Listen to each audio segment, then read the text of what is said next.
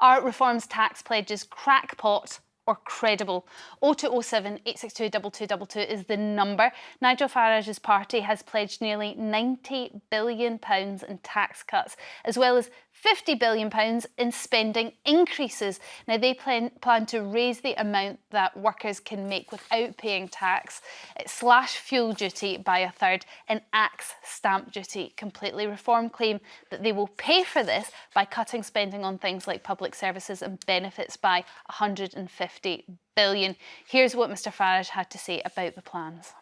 It's radical. It's fresh thinking. It's outside the box. It's not what you're going to get for the current Labour and Conservative parties, who are virtually indistinguishable, frankly, from each other. No, there's no rowing back from me, no apologies from me on this whatsoever. This would represent a fundamental transformational change within the British economy. But economic experts have branded the pledges absolute nonsense and have said even Liz Truss might think about them as a little gung-ho. Top journalist Andrew Neil joined the criticism. He wrote in the Mail, reform's crackpot contract has all the rigour of maths done on the back of Nigel Farage's fag packet.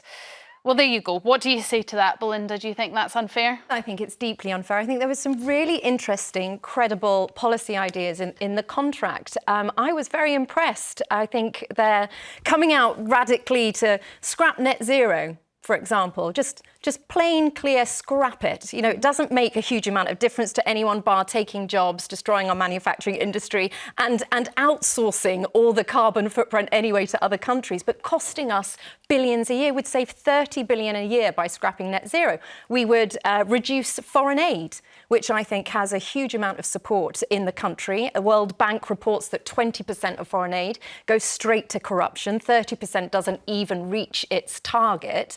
And so we'd look at smart foreign aid so that we could reduce it by half, save 6 billion and invest it back into the country. And other ways, simple ways, like was going to stop the Bank of England paying interest on quantitative easing reserves to commercial banks. That costs the taxpayer £35 billion a year. There are so many things that people don't know about that reform has exposed, the tax wasted. OK, people might not know about it, but economists certainly do, and they've done the maths and they say it doesn't add up. They fall short by billions. Well, I would say that the economists, certainly regarding the stopping the Bank of England paying interest, are widely, I would say, in agreement with the fact that British taxpayers should not be paying this 35 billion a year on interest. Even Peston, you know, on another channel supported this idea as well. I think we have to make some very bold decisions. We want to increase the threshold of paying income tax at 20,000, which will take many people off benefits, give them the dignity of work, and reduce the welfare payments that people have to pay with their taxes. I think it's really exciting, and to be quite honest, I think people out there have spent decades being used as an all-you-can-eat buffet for governments to feed off. Whenever they show incompetence or anything goes wrong, they just squeeze us till our pips squeak, getting us to pay more tax. There are other ways. Stop the waste, inspire growth, reduce corporation tax, and stop the waste on net zero and all these ridiculous projects like diversity, equity and inclusion that cost hundreds of millions of pounds a year. The key word in what you said is ideas. They are merely ideas. There is nothing practical about them. Do you not think that if it was possible with our fiscal restraints and the huge hole in our budget, do you not think that certainly Rishi Sunak or certainly Rachel Reeves would have said we're going to raise the income tax threshold to £20,000? I would love that to happen. You would love it to happen. Many people would love it to happen. Do you not think that if this country could afford it, it would have been done? But because we can't afford it... That's not true. We can't afford it because we waste all the money on silly things like net zero. I'm afraid I'm going to disagree with you on net zero. Net zero is not a silly thing. Our planet needs to be protected and saved, and we have to do... It will not make a difference to our planet. It will make a huge... Are you denying that the climate is changing? No, not at all. I never said that. I'm saying net zero policies in this country will not impact climate change around the world. It will impact, and the thing is, if we don't lead by example, we have no way of making other countries... Do you think tax is used wisely? Do you think government should reform the way it spends of course, the taxpayers' money? We should reform, and listen, if you could get rid of corruption in government, and then, you know, all sorts of things are wonderful. But we're talking pie in the sky here. Just to put it in context, Liz Truss tried to slash taxes by, I think, 45 billion. That's almost half what Nigel Farage is suggesting here. And she crashed the economy with that suggestion. What difference is Nigel Farage going to... So Liz Truss in her plan had absolutely no savings or spending cuts in that. Whereas what Reform UK are offering is, here are the areas we can save taxpayers' money and reinvest them into frontline services. They don't. But we can't afford net zero. We can't afford diversity roles. We can't afford woke projects and all this nonsense. And Reform UK are going to... Like woke no, around. It costs the taxpayer hundreds of millions of pounds, Nina, and it would stop under Reform UK. Leave the climate thing out of this. Let's just look at the rest of it. There's no way this country can afford any of the things he said, however attractive they might be. This is like beads. Look at this pretty thing. It's fantasy. That's so defeatist. And giving a green pass to governments to say, completely pragmatic. Spend tax money how you like. They're wasting it, Nina. The Tories have wasted government money and our taxes on filling their own pockets and the pockets of their friends. I quote you, Michelle Mone, apart from anything else. But you cannot just say... and Andrew Neil is right. It's like I interview celebrities for a living. So I could say to you, I'm going to get you, I could write you a list. I'm going to interview Barack Obama. I'm going to interview Adele, and I'm going to interview, Dua Lipa, and I'm going to do that next week. And that sounds, and you'll be able to read it and you'll enjoy it. No, it's the same. These thing. it is credible scrapping net zero. It is credible reducing foreign aid. You're saying these things are impossible. Listen, it is credible, and Reform UK will do it. Our part in foreign aid is a very valuable thing. Which is why we're keeping it not just because you think, oh, they need help. It's because it gives us influence within those countries where assistance is needed. And then, the whole business of... But sorry to interrupt there. I'm just thinking, basically, because you can argue about every pledge that Nigel Farage has made back and forth, but essentially what Nigel Farage is saying is that there are inefficiencies in the public sector. We spend far too much money, far more than we certainly need to pay, and he wants to reduce that. Services are deteriorating. That's absolutely fair, but who's to say that Labour's not going to do that? The Tories certainly aren't going to do it because, as I say, money here, money there. Everything that Labour has said that they're going to do, that they have stated in their manifesto, and I don't vote Labour, is fully funded and fully costed. That's because they haven't told everyone the truth about where they're going to raise the taxes. We don't know. That will all come out when they win. They'll say, we didn't realise how bad the economy was, so because of the Tories, we're going to have to raise all these taxes. You can see it coming. The thing is, Belinda, at the heart of this, Nigel Farage can say what he likes. He can say everybody's going to get a free ice cream on Tuesday afternoon, which would make me very happy, Wednesday, Thursday, Friday, Saturday.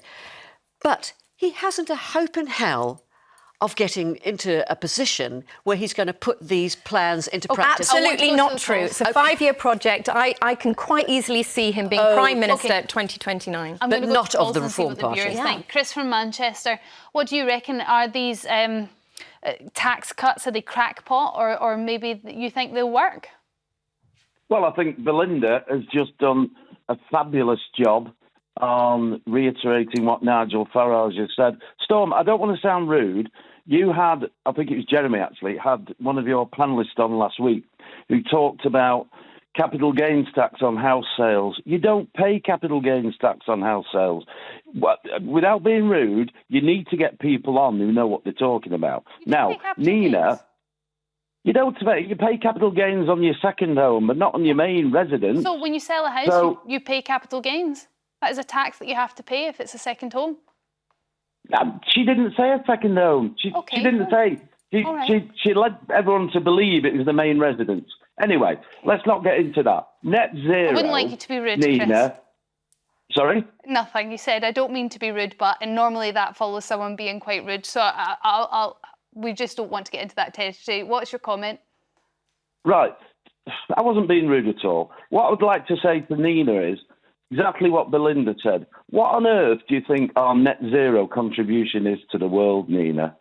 Our net zero. What is it? Our net zero contribution is we have to tidy our own area. We have to make sure that we are doing our utmost to keep the climate from rising beyond 1.5 degrees. So there's a pocket. And if we can over England, and if we can do that, we can influence the rest of the world, because you cannot.